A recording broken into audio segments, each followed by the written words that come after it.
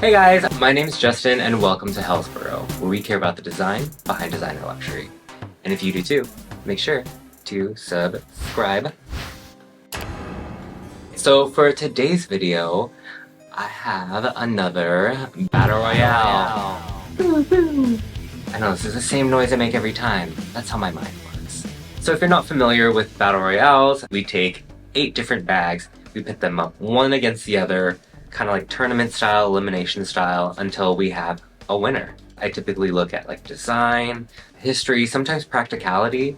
We just kind of like look at the bags in totality and see like which one, at least from my perspective, is the best. So the theme for today is just flat bags, one of like the basic shapes of handbags. And I thought it would be fun to kind of like dig through and see what's out there and how they compare to each other. So for today's lineup is the Chanel Classic Flap, the Gucci Dionysus, the Fendi Baguette, the Bottega Veneta Padded Chain Cassette, the Hermès Constance, the Celine Classic Bag, I think it was also called the Box Bag, but we're gonna call it the Classic, the Dior 30 Montaigne, and the Loewe Puffer Goya. Alright, round 1. Round 1, Match 1. Chanel Classic Flap versus Gucci Dionysus. Fight! So for the Chanel Classic Flap, this actually isn't like the original handbag that Coco Chanel designed. That would actually be what is called now the 2.55. That one came out in 1955.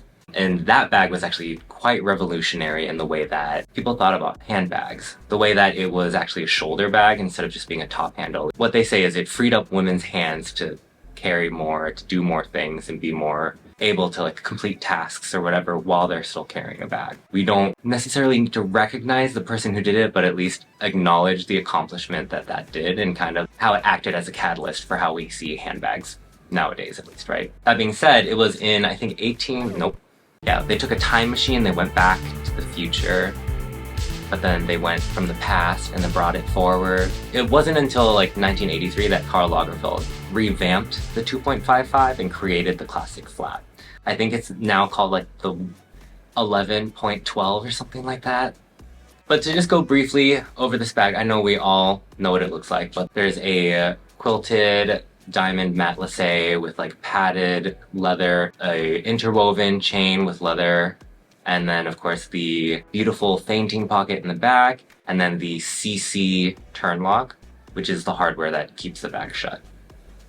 Very famous, everyone knows it. I don't think we have to spend too much time on that part. And then up against it we have the Gucci Dionysus, which Alessandro Michele actually, I think, developed in 2015. And I think the most notable thing about this bag is that it has this like tiger head like hardware detail. It's just a magnetic closure, but then the tiger head sits on the front of the bag and kind of acts as like its like emblem. One thing that I find really interesting is that it also has a suede or sometimes just a regular leather flap underneath that top flap to give it a bit more dimension and give it a little bit of extra like shape. But I definitely remember when the Dionysus was kind of like everywhere. Like it was definitely one of the it bags from like the mid-10s. Everyone always wanted it, and then of course like different brands started like copying it, making like dupes and stuff like that. Like it even trickled down to like Zara and, you know, wherever else where they like just like copy like the popular shape at the time. When you look at the two, for me it's not really a contest. Like I love the Gucci Dionysus and I love Alessandro Michele, but when you look at like the history of the Classic Flap and how it was redone to make it what it is now, sorry. For this one, it goes to the Classic Flap. Winner, Chanel Classic Flap. Round 1, Match 2. Fendi Baguette versus Bottega Veneta Padded Cassette with chain. Fight! For the Fendi Baguette, that was developed in 1997 by Silvia Venturini Fendi. So I think it's the granddaughter of the actual founder of the house. It is what it is. It's iconic. It's an iconic shape. I do appreciate that they revamped it with like a detachable like top handle kind of strap and a crossbody / shoulder strap. I think that's really great. But of course it has its place in pop culture history. Of course, Sarah Jessica Parker in Sex and the City. Is that the line where she's like, it's not just a bag, it's a baguette? Give me a bag. It's a baguette. Let me have it. And of course, like countless of other like collaborations with different artists and limited editions that are so beautiful. But of course, we are just talking about that shape, and it is a rectangle with a flap. And up against that is what I would call one of the fan favorites, I think. The Bottega Veneta padded cassette, the one with like the chain specifically, is the one I want to talk about today. Created in 2019, so it's a pretty recent bag by Daniel Lee. I love this bag. I love that it's like this interwoven leather, but then it has this kind of like padded quality to it. I think the chain handle adds a bit of funkiness, but it's so oversized. I hear it's heavy for some people. But then what I also appreciate is like, yes, there's a mastery of the hardware, but even like the closure, how it's kind of like an upside down V where you have like a little like tab that like, there's something about it that like scratches like the pleasure center of my brain or something like that. And not to mention the fact that it's like, it's the reimagining of house codes, playing with form and shape, and it's one of the bags that really like brought Bottega Veneta to the forefront of design, when I think for a while they had been relegated to like outlet malls and like golf courses, that kind of thing. And I don't mean that in like a disrespectful way, because every customer is valid, but like it wasn't in the limelight in the same way that it is now, is what I'm trying to say. That being said, if we're gonna compare the two, honestly, like, I love the fact that Fendi does so many of these different collaborations with artists. They even just did like the Tiffany collab, Marc Jacobs, all this kind of really interesting stuff. But like, I'm sorry, I have to give it to the padded cassette. It's the one. Winner, Bottega Veneta padded cassette with chain. Round 1, match 3, Hermès Constance versus Celine Classic.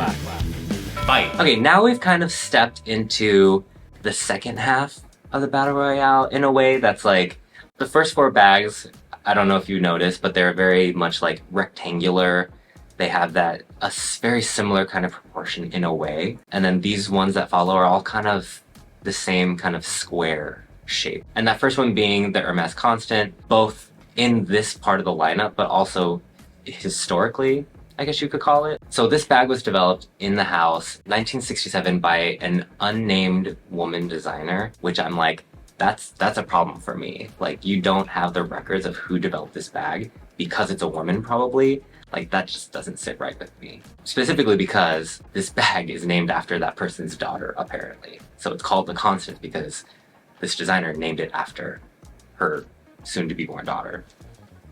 Maybe I'm like missing part of it, but like, this is just what was on the Hermès website, and that's kind of like, I just wanted to be at the base level of information. Like, I'm sure when I dig, I can find more information about it, but like right now I'm just like, you are not telling people on your website who the designer of this bag was. I was like, okay. And I feel like we can probably blame the current like CEO of Hermès at the time, Jean-Louis Dumas, more like dumbass, am I right? Okay, Jean-Louis Dumbass. That being said, I do think this is a really great shape. It's a simple rectangle. It's meant to be quick, casual. You can take it and you can kind of just free up your hands. Shoulder bag, crossbody, whatever you need it to be. And I do think that the hardware is quite interesting. It's the first time I think that Hermès really used like the H as like a logo in a way. It's not really a logo, but like the fact that you like click up the middle part and then it opens up. I do think it's funny how like when the bag is open, it's just like 2 lines. And directly against that is the Classic Bag, or formerly known as the Box Bag by Celine. So this was designed by Phoebe Philo in 2011. I feel like, honestly, like Phoebe Philo is like one of the people we can blame about like understated luxury, with the whole idea of like this quiet, luxurious minimalism. Like, she definitely like pioneered the movement, and it's very evident in this bag. I'm sure there has to be some inspiration from the Constance, but then she minimized it even more, taking the hardware from the strap off the top and just having the strap go through underneath the flap, reducing the hardware to just a simple rectangle in a way with like a little press latch kind of closure. Over the past few years, kind of like pre-2020, like minimalism in fashion was like ramping up and was hitting a climax. I'm not saying this bag is the reason why, but like this bag is definitely a contributing factor to like that kind of like plainness that I think people really desired when it came to like dressing, that kind of like Scandinavian, Japanese kind of aesthetic where it was very like simple but interesting silhouettes, really quiet. I don't know. While I personally do love the classic, I love that it's just like a reduction of like shapes and it's a square with a rectangle on it. That's it. I think there is something to be said about the history and kind of like there's a little bit more character to the Constance. Also, I'm like a little bit like salty about like, now that I mentioned like, oh, Phoebe Philo definitely is one of the reasons why fashion went super minimalist for a while. Now I'm like, you're the reason! You're the reason! So that's why the Constance wins. Sorry. Winner, Hermès Constance. Round 1, match 4. Dior 30 Montaigne versus Loewe Puffer Goya. Fight! And then the last matchup from this first round is the Dior 30 Montaigne. This bag, when I like looked up how old it was, I was shocked. I could have sworn this bag was like decades old. It apparently was made in 2019. Who knew? Maria Grazia Chiuri. And I said Chiuri even though people say Chiuri, but like when you have the CHI in Italian, it's a K. Like chitarra pasta or chitarra, like a guitar. Chitarra. So I'm like, maybe it is Chiuri. And then it's like, oh, is it like Marie Curie? Okay, anyways, going back to what we're actually talking about, this bag, again, it's the same thing. It's the same thing as the Constance. And I think this is even closer than like the box bag because it's literally like the CD and then the middle part comes up and off. Like in an interview, she wanted to create like the next classic. I'm like, all right, girl, so you're just like ripping people off. I don't know. I'm not gonna say that like Hermès owns it because like I'm sure there were people way before Hermès that did this style of bag. We all know that Maria Grazia Chiuri knows how to do like a commercial bag. She knows how to create a movement of like desirability. And I think that's not the issue, but it's more so like I don't really see what this bag offers that you can't get from elsewhere. I do think it's interesting that there is like a little bit of that kind of like utilitarianism that I feel like she likes to hint at. I don't know, it's very like Katharine Hepburn energy where like there's that extra band that goes across the front to make it feel like it's, oh yeah, it's a little bit more sturdy than some of these other bags. It's a little bit less delicate.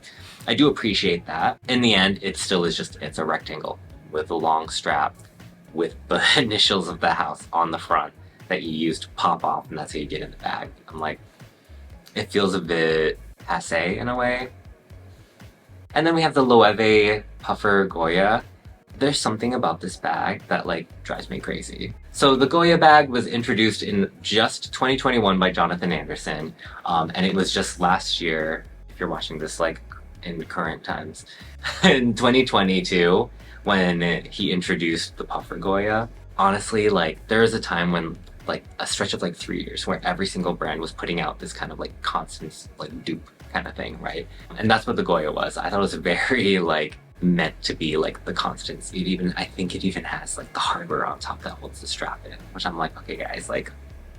But then I love that it almost seems like the regular Goya was just introduced so that they could do the Puffer Goya. Like that's just what it feels like to me. The character that this Puffer Goya has is so much more interesting.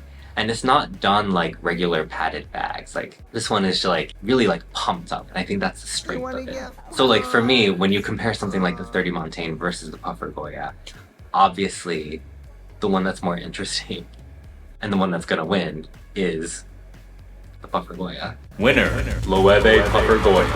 All right, so that was round one. This one's kind of tricky, right? Like, cause it's all like the same shape. So I really have to like dig in there to get like either more detail, a little bit of history, something like that. But I think it's fun. I don't know, I'm ready for round two though.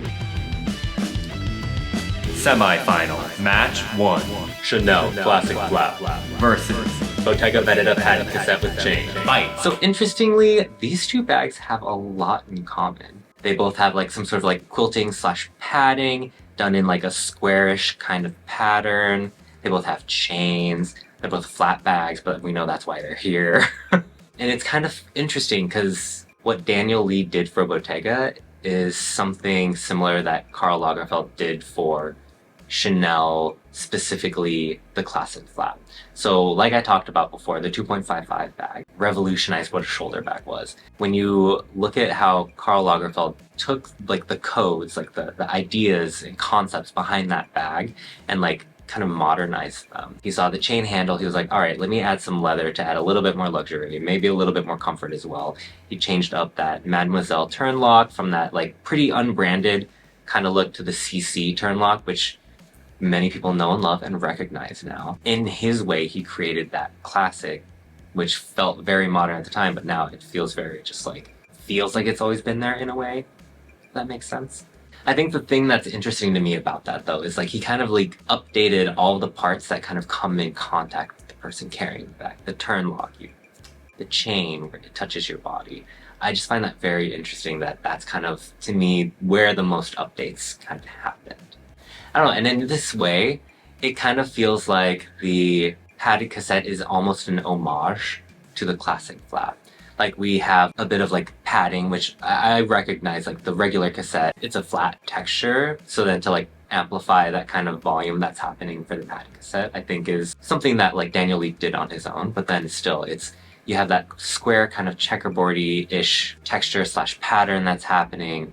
You have the chain that's added here. And of course it is a flat bag. It is that rectangular shaped flat bag as well. There's also been so much social impact. I know it's not like the broad swath of people. A lot of people still do just like look towards the brand, look for recognizable elements and things like that. But one thing that Bottega did really well, I think, is make people kind of take a step back and actually appreciate like the quality and the craftsmanship that goes into their bags. And I find that really admirable and really interesting. But despite like all of the impact and everything interesting that the padded cassette has done, I still think that we have to give it up to the classic flap. Winner, Chanel Classic Flap. Semi-final, match 2, Hermès Constance versus Loewe Puffer Goya. Fight. And then here we're getting another kind of similar situation as we just had. It's very similar shapes in a way. When it comes to the Constance, I do think that it was the first bag with this kind of shape from like this amount of platform that a house has to really bring the shape forward. And then the Puffer Goya, it feels kind of similar for what Daniel Lee did for Bottega, how it is a bag that Jonathan Anderson created and then very soon after inflated the proportions. Instead, in this way, it's almost like, it is more like inflation rather than padding. A less serious way of doing it than what Daniel Lee did for Bottega. So when you look at this bag, it doesn't really have the same lines as it did before. It's almost like done to a humorous extent where it's like, I would almost not relate it to the bag as it had existed before because it feels so different, but I do understand why they did that. That being said, I do think with the Puffer Goya, there's a certain level of trend for some people. I also don't buy into trends. I buy what I like, and whether it comes from a trend or not, doesn't matter for me. But I do know that that is something that does apply to a lot of people. And the kind of like trendiness of how the humor comes in with the bag, it's done in a way that the padded cassette, it has this kind of like almost instant classic kind of feel to it because it is very clean still. But then the Puffer Goya is done in this like almost silly way that I feel like it may fall out of favor within a few years or so, depending on how the trend cycle goes when it comes to like inflation, puffer bag, like puffer things. Like that's why I think for me, it is going to have to go to the Constance. Winner, Hermès Constance. Okay, so round 2 is done. That took some kind of unexpected turns for me. The way that I'm looking at it is like I'm trying to be a little bit more holistic for this one because this is such like an all-encompassing kind of shape that a lot of different people admire, but still like trying to be true to myself, if that makes sense. Anyways, let's start round 3. Wait, oh, there's a final round. Cool. Final. Chanel Classic Flap versus Hermès Constance. Fight. Alright, so this is kind of a battle of the classics in a way, right? Both of these houses, Chanel and Hermès, they are legacy houses. They are houses that people admire, they want to be a part of. Unless something crazy happens, I don't believe they'll ever fall out of favor. That kind of thing. They both are also well known for being good investments. because of their skyrocketing prices. Like they've had like price hike after price hike after price hike. You know, it's kind of crazy to the level of which we're seeing it. I do think it's important to note like the difference in quality impression that you get from one brand to the other. Hermès is always like seen as quality, it's always going to be seen as quality unless like something big changes, which I really doubt. And then Chanel, I think people have like recently started to become more and more disappointed with like the level of quality that they're getting in their new bags they received. But that being said, the classic flap has existed since the 80s, so I'm not specifically talking about the classic bag as it exists now. I'm just gonna talk about like that shape in general. And honestly, a lot of people are going to vintage anyway, so that's a good thing to consider. So now let's go into the design a little bit. Rectangular versus more square. We have the classic flap versus the Constance. For me, I personally prefer like a rectangular shape. It just feels more practical. Something about this square shape feels like kind of like dainty, more like an evening or like a quick kind of thing. Even though like I have some like mini bags that are rectangles, I feel like they're more practical than like a bag the same size that's a square. I don't know if that makes sense. That's just something how my brain works. Sorry if that doesn't make sense for you. One thing I wanted to point out that I thought was really interesting is that the Constance used the H as a clasp well before the classic flap did. Without really like doing any research or thinking about it, I feel like a lot of people would assume like the CC came first and then the Constance maybe came after, depending on their affinity for which brand. And I'm sure there's other brands that did it before, but between these two, the H kind of like set the mark of like, okay, yeah, we can use the H as like a piece of hardware, while Karl Lagerfeld introduced it later on. And then talking about the chain, the classic flap chain, where it's the interwoven leather into a chain strap. It's been copied, it's been parodied, it's been done so many different times that you have to really acknowledge like kind of the iconic status of just even that one detail of that bag. I think that's really interesting to think about. I mean, comparing it with the Constance, which has just a simple leather strap, I don't think that's necessarily like a negative. Like, we love a good, just like a clean, well-made leather strap. Especially considering how the Constance, the hardware on top that holds the strap, is quite beautiful. It's just these like little rectangles of metal. Internally, there's not too much to discuss. The classic flap has some built-in organization, multiple pockets, and then there's even like the zipper under the flap for love letters or whatever you want to put in there, I guess. I think the whole story is that it's about like hiding your love letters there. So, you know, it's cute, like, okay. But then the Constance is just very simple with like a compartment, a couple of pockets, things like that. Just very like plain simple.